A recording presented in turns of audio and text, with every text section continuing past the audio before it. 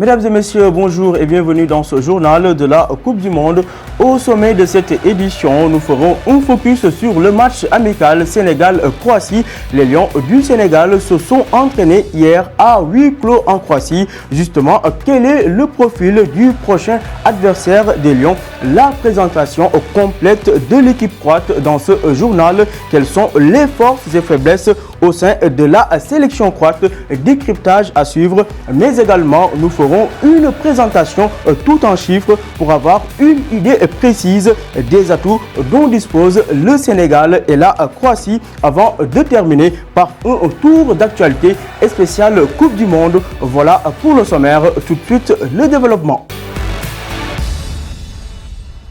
Comme je vous l'annonçais en titre, les Lions du Sénégal ont quitté le camp de base de Vittel pour se rendre en Croatie. Arrivé dans la ville de Osijek en Croatie depuis hier, le groupe des 23 Lions s'est entraîné à huis clos. Retour en image sur l'arrivée du groupe.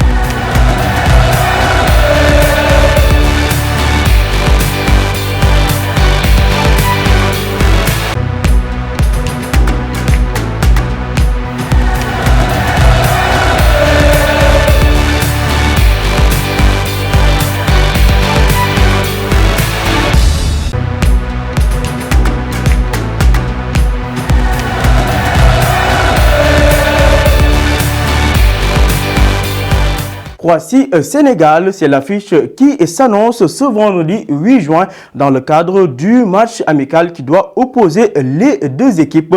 Voici une présentation au sommaire de cette équipe croate. L'équipe nationale de football de la Croatie va participer à sa 5e Coupe du Monde, amenée par Luka Modric, Ivan Rakitic ou encore Mario Mandzukic. La sélection croate compte aborder de plein pied cette 5e Coupe du Monde de football où elle tentera d'atteindre au moins les 8e de finale. Voici tout ce qu'il faut savoir sur la sélection au damier. Le sélectionneur national Zlatko Dalic sera sur le banc de la Croatie au mondial. Dalic était d'ailleurs le sélectionneur des espoirs, un homme qui connaît bien son groupe. La star de l'équipe, Luka Modric, milieu de terrain, 32 ans, 104 sélections, l'un des meilleurs joueurs du monde à son poste.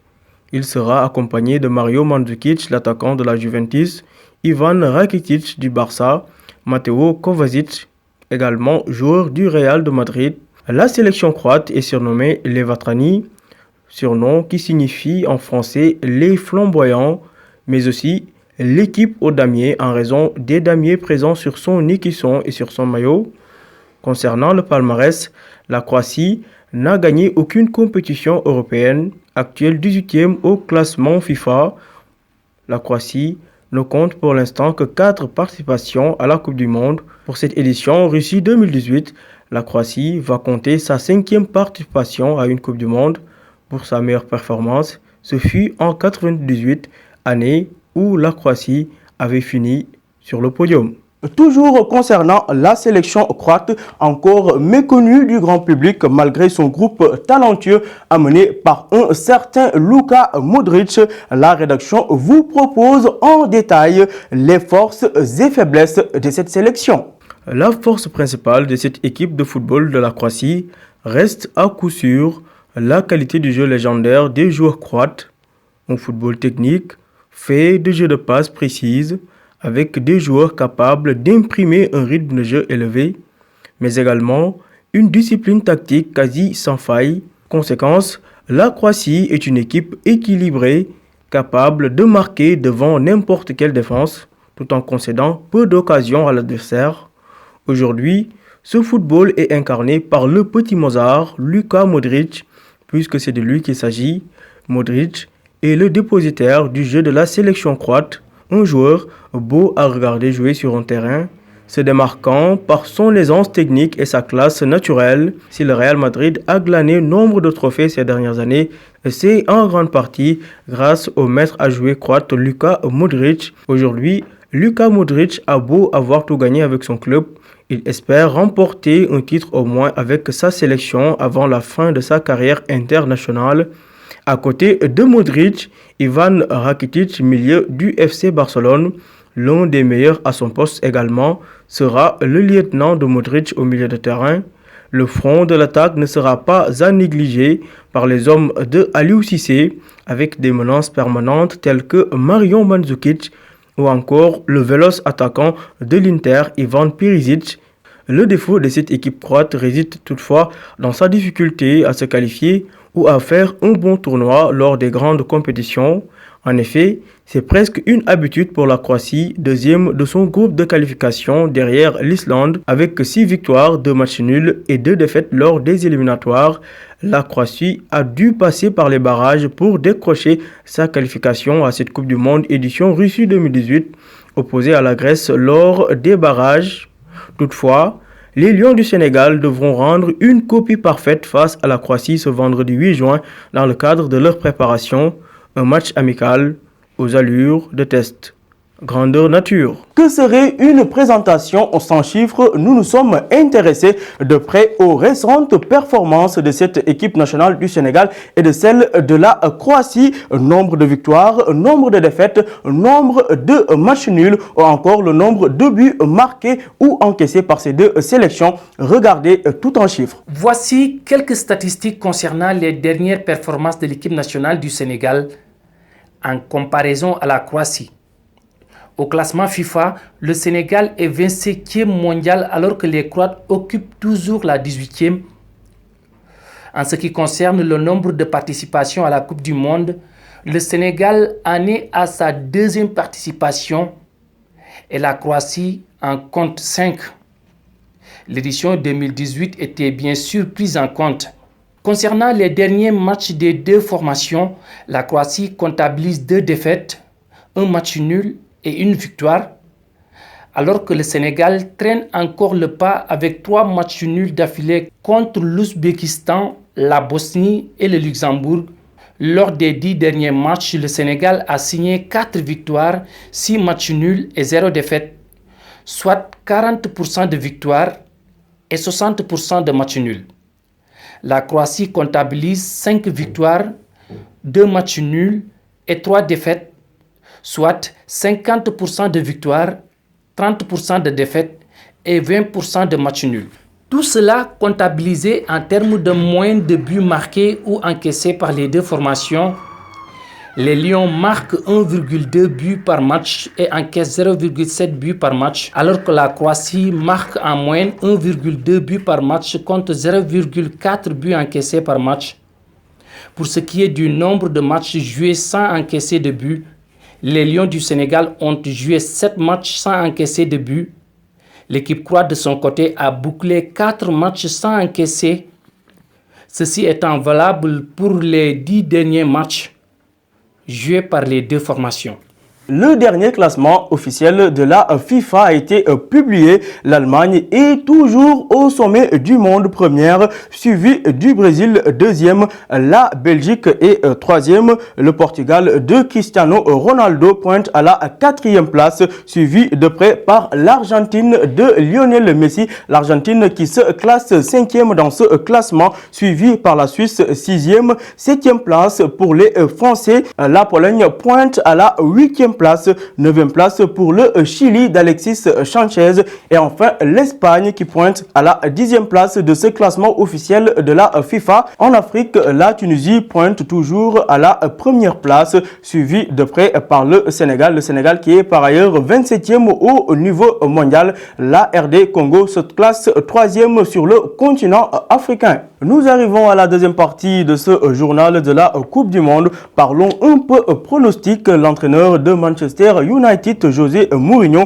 a donné ses pronostics quant aux possibles résultats des phases de groupe lors du mondial en Russie. Pour le coach portugais, l'Uruguay devrait sortir en tête du groupe A et affronter en 8e de finale le Portugal, 2e du groupe B. Par ailleurs, la Russie, le pays hôte, écoperait de l'Espagne. Pour la France, première de son groupe, elle tomberait sur le Nigeria en 8e de finale et l'Australie se verrait opposée à l'Argentine. Dans les autres rencontres, le technicien portugais voit une affiche Brésil-Mexique, un match Angleterre-Pologne. La Suisse, elle, hériterait de l'Allemagne et la Belgique du Sénégal. Des affiches qui s'annonceraient explosif déjà en 8e de finale, notamment ce Sénégal-Belgique. À présent, quelques chiffres pour donner plus de couleur à cette Coupe du Monde édition Russie 2018-19. Comme le nombre 19, c'est l'âge de l'ailier australien Daniel Arjani,